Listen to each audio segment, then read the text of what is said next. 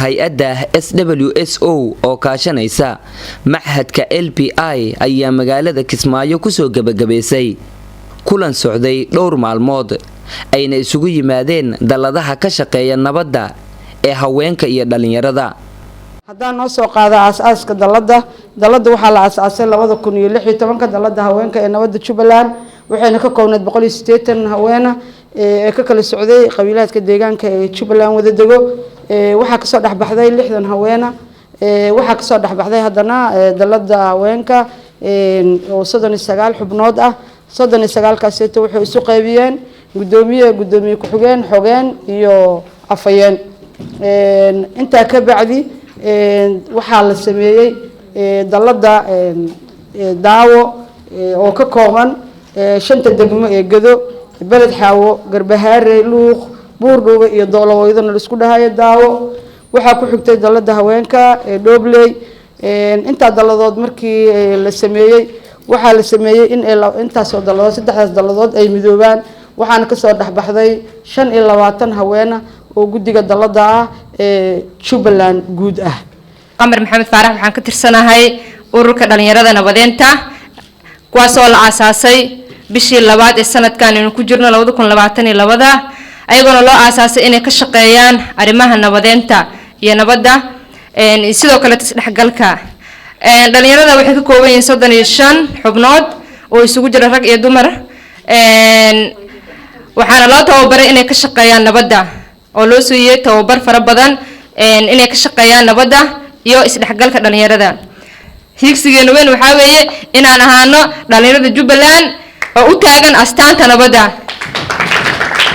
waqtiga kooban awgiis intaas ayaan ku soo koobayaa waa mahadsantihiin.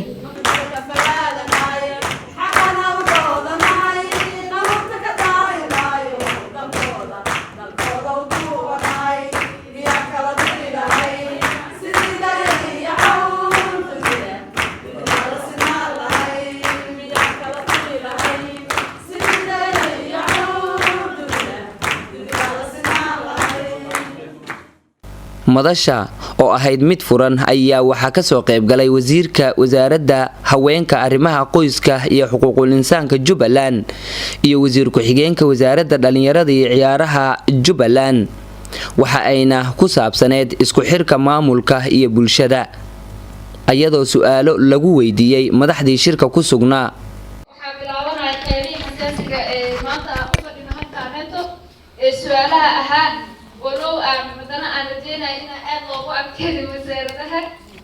مقعي وعبد الكافي يوسف علي. سؤال شيء إذا هدي أن قلوا قالوا سؤال شيء يحكوا عدنته وزارة الرياضة عيارها ما دام وزارة الرياضة عيارها قيب وين كهيد لسد دلدا نبضين كسماية قيب وين كهيد لسد هذا محاق رشاء كلاد هاي وزارة الرياضة عيارها. su-aasha koowaad oo ahayd walaalkay uu iweydiiyo ahayd maxaa idinkaga qorshaysan dhalinyaradan la tababaray ee loo tababaray xalinta khilaafaadka iyo nabadgelyada.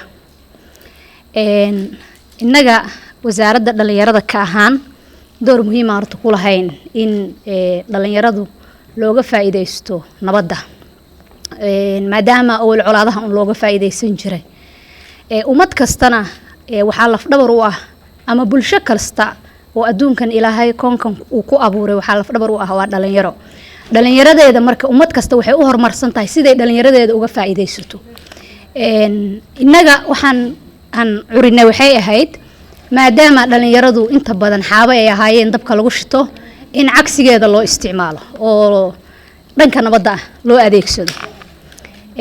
dhalinyarada 35 dhalinyaro ah way nagu yar tahay sababtoo ah ummadda Soomaaliyeed waxaa lagu qiyaasaa 75% inay dhalinyaro yihiin. marka waa in la helaa horto intaasi tiro ka badan oo ay u istaagaan gabigoodaba ka shaqeynta nabadda. haddaan u soo noqdo maxay idinkaga qorshaysan